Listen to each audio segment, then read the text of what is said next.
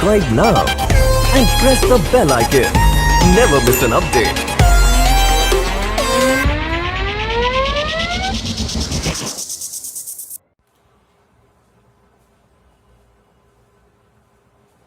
Hello students and welcome to Dream IT for you. स्वागत है आप सभी लोगों का मेरे यूट्यूब चैनल में। मैं हूं आपका दोस्त शिवम और स्वागत करता हूं इस वीडियो सीरीज में जहां पर हम डिस्कस कर रहे थे मैथमेटिक्स का क्रैश कोर्स। तो हमने अपने कुछ लास्ट वीडियोस में देखा था, लॉगरिथमिक फंक्शन पढ़ा था, ट्रिग्नोमेट्रिक फंक्शंस को डील कर रहे थे। तो उसी चीज को आगे कंटिन्यू करते हुए आज इस वीडियो में हम देखेंगे क्वाड्रेटिक इक्वेशन और उसके बाद हम देखेंगे सीक्वेंस एंड सीरीज से कुछ जनरल प्रॉपर्टीज और जनरल क्वेश्चंस हम एक बार इसको डिस्कस करेंगे। तो before I am going to start my video, I would like to recommend you, if you are new to this YouTube channel and watching my video first time, then please subscribe to our YouTube channel for the latest updates and press the bell icon also. So देखिए बिना time waste करे मैं video को start करना चाहूंगा। तो video में सबसे पहले हम देखेंगे क्वाड्रेटिक इक्वेशंस के बारे में। देखिए क्वाड्रेटिक इक्वेशन और सीक्वेंस एंड सीरीज पे मैं पहले भी वीडियोस बना चुका हूं, लेकिन फिर से एक रिकॉल रिवीजन हम इस वीडियो में कर रहे हैं। तो सबसे पहले देखते हैं क्वाड्रेटिक इक्वेशन क्या होता है। तो quadratic equation is generally in the form of ax square plus bx plus c। अगर कोई भी इक्वेशन आपका ax square plus bx plus c की फॉर्मेट में लिखा हुआ है तो आपका क्या होगा, वो इक्वेशन जनरली क्वाड्रेटिक इक्वेशन होगी। क्वाड्रेटिक इक्वेशन के रूट्स की अगर बात करें तो रूट्स ऑफ क्वाड्रेटिक इक्वेशन हम निकालते हैं श्रीधराचार्य फॉर्मूले से। तो ये फॉर्मूला है इसका श्रीधराचार्य फॉर्मूला। तो ये श्रीधराचार्य फॉर्मूला क्या कहता है आपका कि roots of the quadratic equation ax square plus bx plus c equals to 0 are x equals to minus b plus minus root of b square minus 4ac upon 2a। तो ये आपका क्या होता है, रूट्स निकालने का फॉर्मूला होता है। यहां पर आपका ये जो b स्क्वायर माइनस 4ac वाला जो टर्म होता है, this is called the discriminant. ठीक है, तो ये आपका क्या होता है, एक डिस्क्रिमिनेंट होता है। यहां पर d आपका डिस्क्रिमिनेंट होता है। ठीक है, तो अब हम देखते हैं यहां पर कि अगर हमारे पास क्या है, alpha and beta are the roots of the quadratic equation given है। Suppose we have equation in the form of ax square plus bx plus c and alpha and beta are the roots of that particular quadratic equation, then we have two formulas, namely alpha plus beta and alpha beta. मतलब क्या हुआ इसका कि हमारे पास अगर दो roots आपके पास given है अल्फा और बीटा, तो अगर रूट्स का समेशन करें यानी उन दोनों रूट का समेशन करें तो वो आता है हमारे पास माइनस बी अपॉन ए, और अगर उन रूट्स का प्रोडक्ट कर रहे हैं तो वो आता है सी अपॉन ए। तो this is called the summation of quadratic equation, summation, and this is called the product. ये आपका यहाँ पर क्या है, प्रोडक्ट है, और ये आपका क्या है, समेशन है। ठीक है, अब क्या कहता है पास, नेक्स्ट है if the roots are alpha and beta then quadratic equation. Suppose if we have the quadratic equation in the form of ax square plus bx and c and the roots are alpha and beta, अगर हमारे पास roots alpha beta हैं और हमको quadratic equation form करनी है तो फिर हम जनरली क्या कर सकते हैं, सॉल्व कर सकते हैं इसको कि ये इस फॉर्मेट की हो जाएगा कि X square minus alpha plus beta X plus alpha beta. यानी कि हमको अगर सम ऑफ प्रोडक्ट गिवन है, सम ऑफ रूट्स गिवन है and product of roots given है, तो हम जनरली क्वाड्रेटिक इक्वेशन को निकाल सकते हैं। तो ये था हमारा को जनरल फॉर्मूला। अब देखते हैं general quadratic expression in two variable. तो इस चीज को अब बाद में देखेंगे। सबसे पहले देखते हैं नेचर ऑफ रूट्स क्या होते हैं, यानी कि हमारे पास रूट्स आए हैं तो किस फॉर्म के हैं, क्या क्या उसका नेचर है, यानी कि किस डिस्क्रिमिनेंट पर वो क्या चीज शो कर रहा है। तो एक एक करके देखते हैं। सबसे पहला है अगर डिस्क्रिमिनेंट आपका ग्रेटर देन 0 होता है। अगर डिस्क्रिमिनेंट ग्रेटर देन 0 होता है तो हमारे पास रूट्स जो होते हैं वो रियल होते हैं और डिस्टिंक्ट होते हैं। मतलब क्या हुआ, डिस्टिंक्ट रूट मतलब हो गया अनइक्वल रूट्स, यानी कि रूट्स होंगे तो रियल लेकिन दोनों के दोनों रूट्स होंगे वो आपके डिस्टिंक्ट होंगे, यानी कि अनइक्वल होंगे। अगर आपके पास डिस्क्रिमिनेंट जो होता है वो 0 के बराबर आता है तो रूट्स तो आपके क्या होंगे, रियल होंगे, लेकिन क्या होंगे, कोइंसिडेंट होंगे, यानी कि क्या होंगे, रूट्स जो होंगे वो आपस में दोनों सेम रूट्स आएंगे, इक्वल रूट्स आएंगे। थर्ड पॉइंट आता है कि अगर d इज लेस देन 0 है, यानी कि आपने जो डिस्क्रिमिनेंट निकाला है b square minus 4ac is less than आपका 0 आ रहा है, उस कंडीशन में आपके क्या होंगे, रूट्स होंगे इमेजिनरी होंगे, तब आपके रूट्स रियल नहीं होंगे। तो 3 पॉइंट हम डिस्कस कर चुके हैं। फोर्थ पॉइंट कह रहा है if one root is p plus I Q. Suppose अब हमारे पास कंडीशन यह आती है, नेक्स्ट कंडीशन, कि अगर हमारे जो roots of the quadratic equation हैं जो हमने निकाले हैं उसमें से आपका एक रूट जो है वो आपका कॉम्प्लेक्स फॉर्म में आ रहा है। सपोज वो आपका रूट आता है p प्लस आई क्यू की फॉर्म में, तो उसका जो सेकंड रूट होगा it must be p minus I Q, यानी कि उसका जो सेकंड रूट होगा वो उसका कंजुगेट होगा, यानी कि p माइनस आई क्यू होगा। तो ये 4 कंडीशन होती है हमारे पास नेचर ऑफ रूट फाइंड करने के लिए। ठीक है, ये सारा का सारा जो डिस्क्रिप्शन में बता रहा हूँ, सारा का सारा शॉर्ट फॉर्म में हम क्विक रिवीजन कर रहे हैं, लेकिन इसका विद एग्जांपल हर एक क्वेश्चंस मैंने अपनी वीडियोस में प्रोवाइड करा हुआ है, आप वहां से उसको प्रेफर कर सकते हैं। देखिए अब कंसेप्ट आता है कॉमन रूट का। तो कॉमन रूट का बेहद इंपॉर्टेंट कंसेप्ट है, ये मैं अपनी वीडियोस में भी बता चुका हूं आपको पहले, वहां से आप एक बार प्रेफर कर लेना। वैसे मैं इसको यहाँ पर क्विक रिवीजन करा रहा हूं। तो कॉमन रूट का मतलब क्या कहता है आपका कि सपोज हमारे पास 2 इक्वेशन है, if we have 2 equation in the format of ax² plus bx plus c equals to 0 and a1x² plus b1x plus c equals to 0, यानी कि इस फॉर्मेट का हमारे पास कोई 2 इक्वेशन दे रखी है। तो उसमें अगर हमारे पास 2 कंडीशन आती है कॉमन रूट्स में कि या तो क्वाड्रेटिक इक्वेशन के दोनों रूट कॉमन हो या फिर क्वाड्रेटिक इक्वेशन का सिर्फ एक रूट कॉमन हो। तो एक एक करके डिस्कस करते हैं। सबसे पहला है कि अगर क्वाड्रेटिक इक्वेशन का सिर्फ एक रूट कॉमन है तो let the root call be alpha, यानी कि उस रूट को हम अल्फा बोल लेते हैं। तो बाय क्रैमर्स रूल क्या कहता है आपका, सिंपली ये आपका क्रॉस मल्टीप्लीकेशन वाला रूल होता है। इसमें आप क्या करेंगे, अगर एक रूट कॉमन है आपका तो इसमें अल्फा पुट कर दीजिए, तो ये हो जाएगा a alpha square plus b alpha plus c equals to 0। एक इक्वेशन आपकी ये बन जाएगी, दूसरी बन जाएगी a1 alpha square plus b1 alpha plus c1 equals to 0। यानी कि आपके पास 2 इक्वेशन आ जाएंगी यहाँ पर। ये देखिए इस फॉर्मेट की आपके पास इक्वेशन दोनों आ जाएंगी।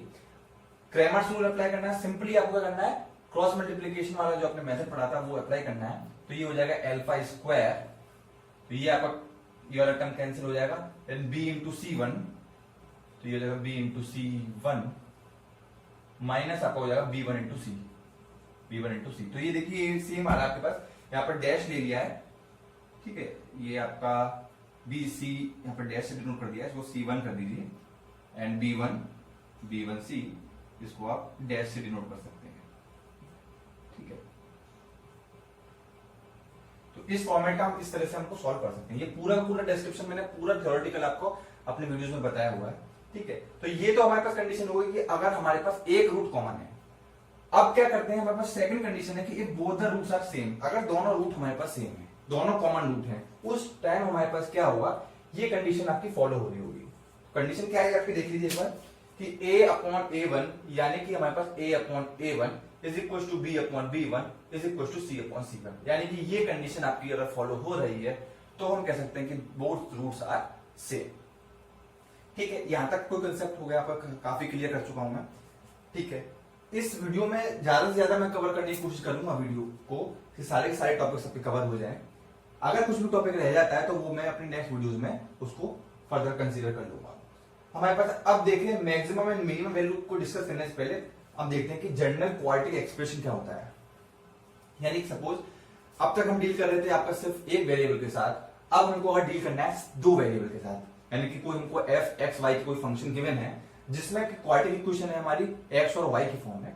तो जनरल एक्सप्रेशन क्या होता है, वो आपका ये होता है इस फॉर्मेट का, यानी कि f x y का कोई फंक्शन है, उसमें जो क्वाड्रेटिक इक्वेशन का जो जनरल फॉर्मेट होता है आपका लिखने का रिप्रेजेंटेशन जो होता है वो होता है ax square plus 2hxy plus by square plus 2gx plus 2fy plus c, यानी कि ये आपका एक फॉर्मूला होता है general representation of a quadratic equation in 2 variable. अब इस पर्टिकुलर इक्वेशन का अगर हमको डिटर्मिनेंट निकालना हो, ठीक है, तो उसको सॉल्व करने के लिए हमारे पास फॉर्मूला होता है आपका डिटर्मिनेंट ahg, यानी देखिए उसको एक शॉर्टकट ट्रिक बता देते हैं उसके। इसमें क्या आ रहा है ahg, ये आपका रो में आ रहा है और ahg आपका कॉलम में आ रहा है। हमको ये याद रखना है कि कॉलम और रो आपका दोनों को दोनों जो है सेम चलेगा, यानी कि इस रो में भी देखिए ahg आ रहा है और यहां से देखिए ahg यहां पर आ रहा है। ठीक है, फर्स्ट रो हमने कंप्लीट करा, फर्स्ट कॉलम कंप्लीट किया। उसके बाद सेकंड रो देखिए hbf, ये आपका hbf आ रहा है और अगर रो में देखें तो यहाँ पे भी hbf आ रहा है। देन बचा हुआ आपका क्या है, सिंपली आपका c बचा है तो यहाँ पर c हो जाएगा। c को दोनों देखिए gfc एंड gfc दोनों तरीके से आपका सेम आ रहा है। तो देखिए क्वाड्रेटिक इक्वेशन का मैंने बेसिक सभी कंसेप्ट कवर कर लिया है। ठीक है, अगर कुछ भी बचता है उसके बाद देखिए हाँ ये रह गया मैक्सिमम मिनिमम वैल्यू रह गया आपका। तो अगर सपोज आपके पास कोई क्वाड्रेटिक इक्वेशन गिवन है y equals to ax square plus bx plus c format की, तो उसकी मैक्सिमम या मिनिमम वैल्यू हमको फाइंड करना है। तो उसकी मैक्सिमम या मिनिमम वैल्यू आपकी डिपेंड करती है कि आपका जो है ए की नेचर क्या है, यानी कि जो आपके पास कोफिशिएंट ऑफ एक्स स्क्वायर है वो अगर ग्रेटर देन 0 है तो क्या होगा, अगर लेस देन 0 है तो क्या होगा। तो उस कंडीशन में उसकी आपकी मैक्सिमम और मिनिमम वैल्यू आपकी फिक्स होती है, वो होती है -d/4 है, यानी कि -d/4 है आपका, ये फिक्स है, यही आपकी मैक्सिमम होगी, यही आपकी मिनिमम वैल्यू होगी। बट आपका क्या रेंज डिफाइन करनी होती है। तो देखिए उस तरह से आपकी -d/4 वैल्यू आपका फिक्स है कि यही आपकी मिनिमम या मैक्सिमम वैल्यू होगा for x equal to -b/2a। ये वैल्यू आपकी कब आती है, तब अगर आपकी x की वैल्यू जो है वो आपकी -b/2a है, तो आपके पास जो इसकी मैक्सिमम या मिनिमम वैल्यू आती है वो आती है -d/4। ये y की वैल्यू आ रहा है आपका, y की वैल्यू जो है वो आएगी -d/4। अब देखिए अगर a आपका ग्रेटर देन 0 है तो y आपका इस रेंज में बिलोंग करेगा, यानी कि y belong to -d/4 to infinity. देखिए पॉजिटिव इंफिनिटी की तरफ आपका जा रहा है, क्योंकि आपका a का वैल्यू क्या है, ग्रेटर देन है। अगर वहीं देखेंगे a का वैल्यू अगर लेस देन 0 है तो आपका -इंफिनिटी से अप्रोच करेगा एंड इस पर्टिकुलर वैल्यू तक जाएगा। देखिए दोनों में ये वैल्यू आपका कॉमन है और क्लोज इंटरवल है, यानी कि ये आपका इस वैल्यू को कंसीडर कर रहा है। तो देखिए एक ओवरव्यू आपका ब्रीफ आइडिया मैंने इस पर डिस्कशन कर चुका हूं क्वाड्रेटिक इक्वेशन का। अगर कुछ भी कुछ रह जाता है तो आप मुझे कमेंट बॉक्स में मैसेज करिए, कुछ भी अपना सजेशन देना सकते हैं वो कमेंट बॉक्स में जरूर कर दीजिए। तो अभी देखते हैं यहाँ पर क्वाड्रेटिक इक्वेशन कंप्लीट हो गया, आप इक्वेशन सीरीज को देखते हैं।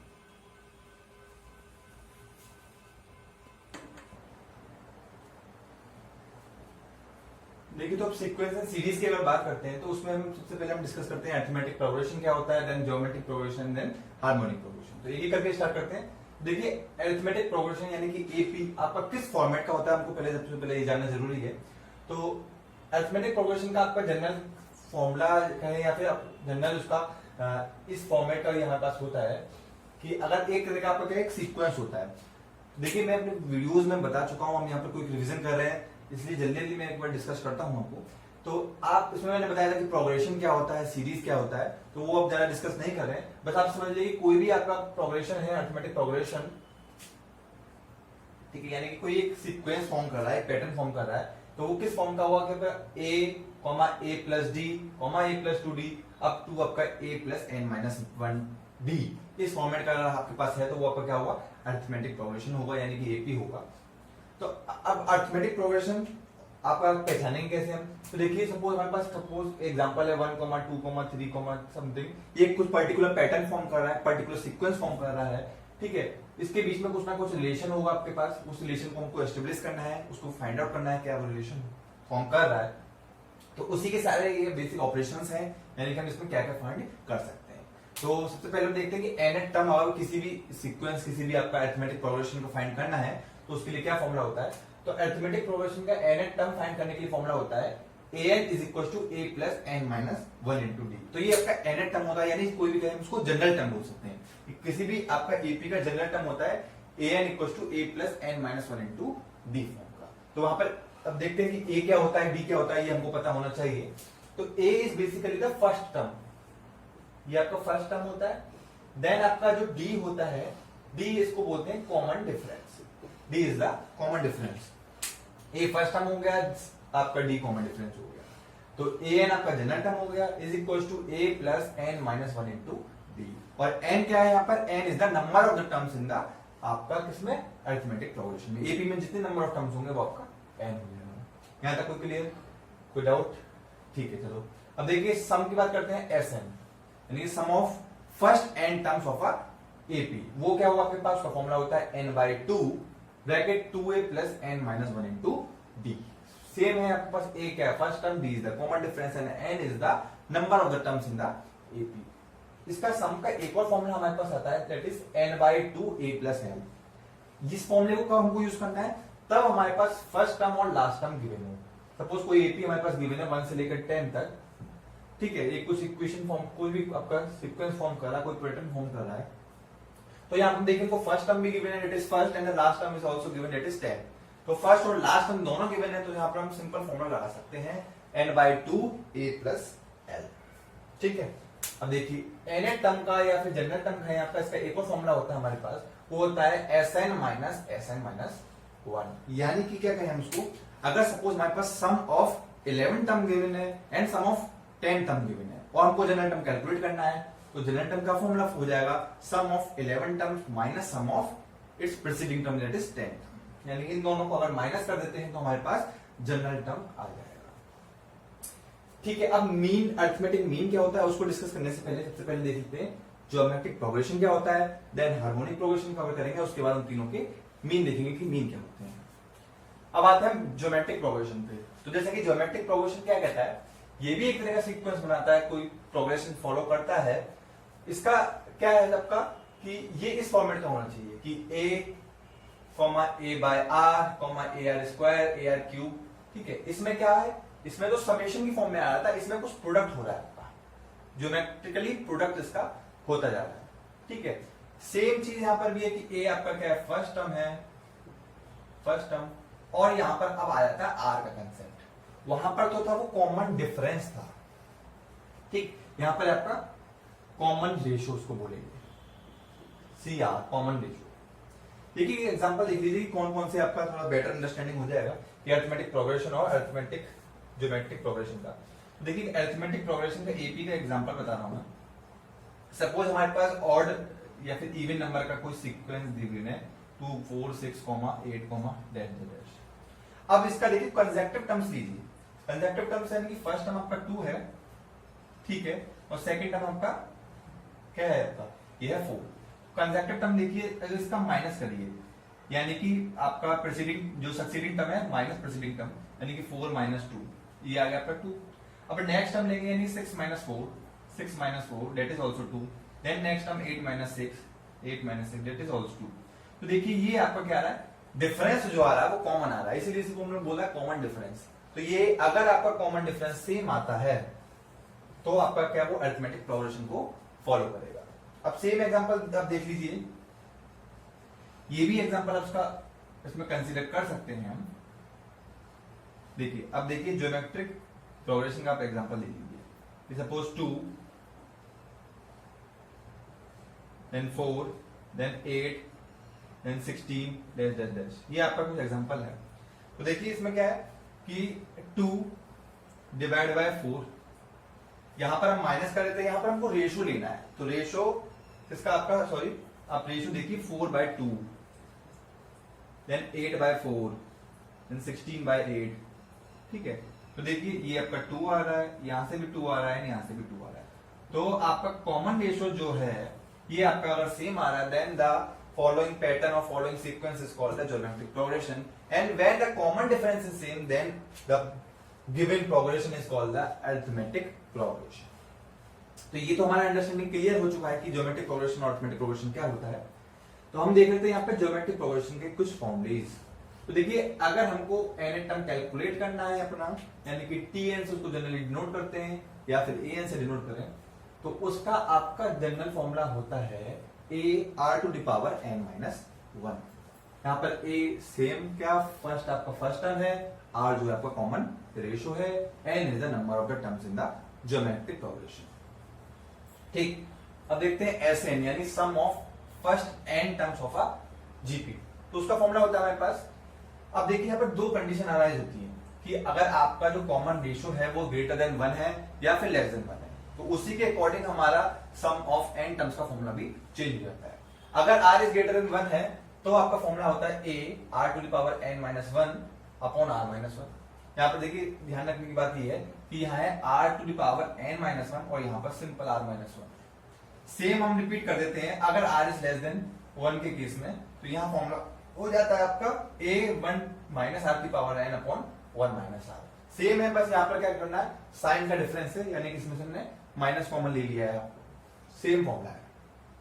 ठीक है, चलो अब बढ़ते हैं हमारे पास कि सम ऑफ इनफाइनाइट जीपी, यानी कि ये है सम ऑफ इनफाइनाइट जीपी, यानी कि ये किस फॉर्मेट का होगा, ये उस फॉर्मेट का होगा कि कोई जीपी हमको गिवन है, सपोज 2 4 6 8 2 4 8 16 यही ले रहे हैं और ये अप टू इनफाइनाइट, यानी कि हमको लास्ट टर्म कोई नहीं गिवन, ये इनफाइनाइट जीपी है, तब हमारे पास जो फॉर्मूला होता है सम का that is a upon 1 minus r होता है, और r यहाँ पे आपका कॉमन रेशो होगा। ये बेहद इंपॉर्टेंट फॉर्मूला है, काफी बार आपका यूज किया जाता है इनफाइनाइट टर्म्स ऑफ जीपी में। ठीक है, अब इतना चीज आपको क्लियर हो गई। देन उसके बाद आता है हमारे पास अरिथमेटिक मीन और ज्योमेट्रिक मीन। देखते हैं क्या होता है ये। तो देखिए अरिथमेटिक मीन जैसे सजेस्ट कर रहा है, मीन इज बेसिकली क्या आपका समेशन होता है आपका। ठीक है, मीन निकालना है किसी चीज का हमको, यानी कि उसमें अकरेंस निकालनी है किसी भी टर्म की, तो आपका मोड हो जाएगा। मीन में क्या जनरली हम समेशन की बात करते हैं कि दो का मीन निकालना है तो उसका ऑन एन एवरेज वैल्यू क्या आएगा। तो देखिए उसी तरह से होता है अरिथमेटिक मीन। क्या है आपका, सपोज ए बी सी आपके पास कोई गिवन एपी है, इसमें अगर अरिथमेटिक मीन कैलकुलेट करना है तो आपका वो क्या होता है कि आपका फर्स्ट और लास्ट टर्म जो है उन दोनों का आपका क्या करना है, समेशन करना है और डिवाइड बाय 2 करना है। तो सिंपल इसको हम इस फॉर्म में ले सकते हैं कि 2b is equals to a plus c, where b is called the arithmetic mean। यहाँ पे b जो कहलाएगा वो आपका arithmetic mean कहलाएगा। सिंपल फॉर्मूला आ जाता है, हम फॉर्मूला बेस्ड क्वेश्चन काफी आता है, इसमें फॉर्मूला रखिए आप क्वेश्चन सॉल्व कर सकते हैं।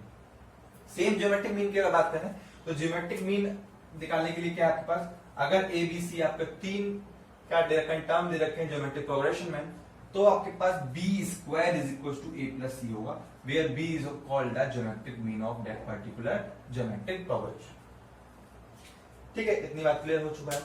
ये सभी की जो एग्जांपल्स हैं विद क्वेश्चंस जो आईआईटी में आए हुए हैं, मेंस में आपके और एएमयू वगैरह में जितने भी एग्जाम्स में क्वेश्चन आए हुए हैं, तो वो सारे के सारे मैंने अपनी वीडियोस में 1 बाय 1 डिस्कस किए हुए हैं, आप वहां से इसको देख सकते हैं। लेकिन अभी हम क्या कर रहे हैं, इसका एक ओवरव्यू आइडिया ले रहे हैं, कोई रिवीजन करा रहे हैं, तो फॉर्मूला अभी हम सिर्फ फॉर्मूले की लिस्टिंग कर रहे हैं और कंसेप्ट आपको समझा रहे हैं। अब आता है हमारे पास हार्मोनिक प्रोग्रेशन क्या होता है। तो जल्दी से हार्मोनिक प्रोग्रेशन खत्म करते हैं।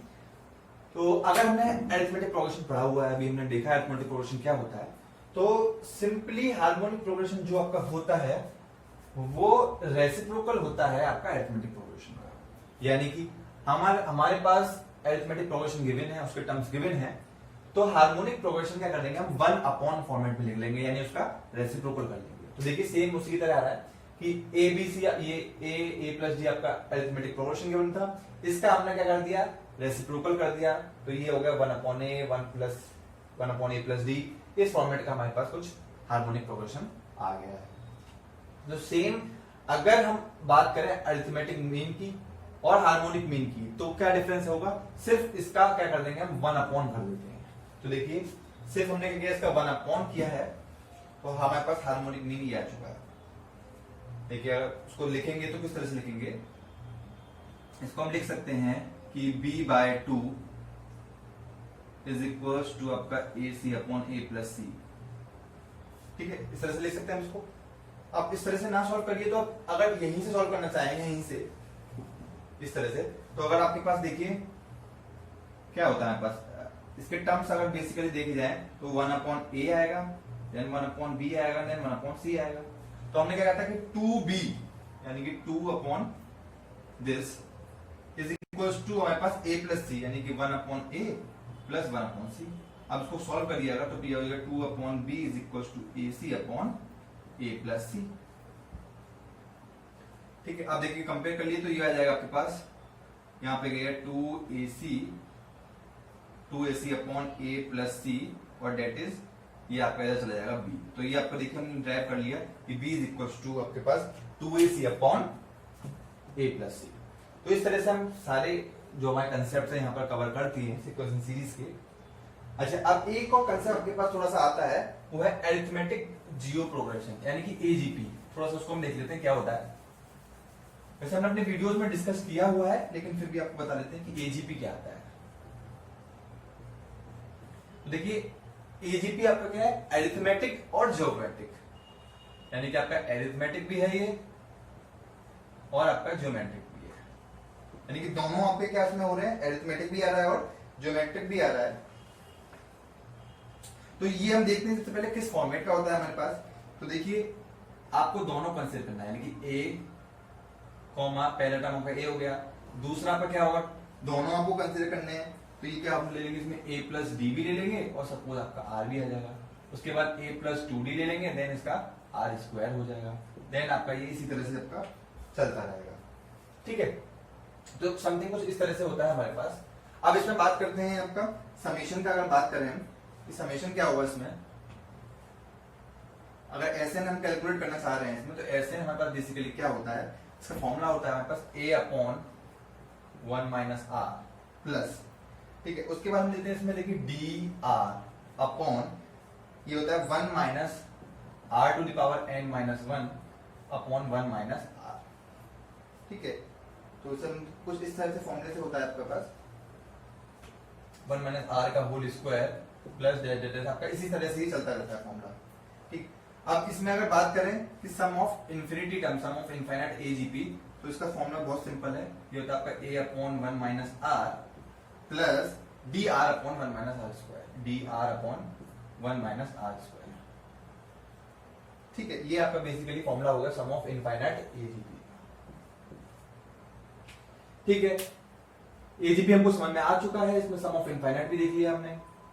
अब देखिए क्या हमारे पास दो, एक या छोटे से दो कंसेप्ट हमारे पास बचते हैं, जिसमें हमको देखना है कि आपका सम ऑफ एन टर्म्स क्या होता है, sum of N square terms क्या होता है, तो वो हम देखते हैं यहाँ पर। तो sum of first n terms,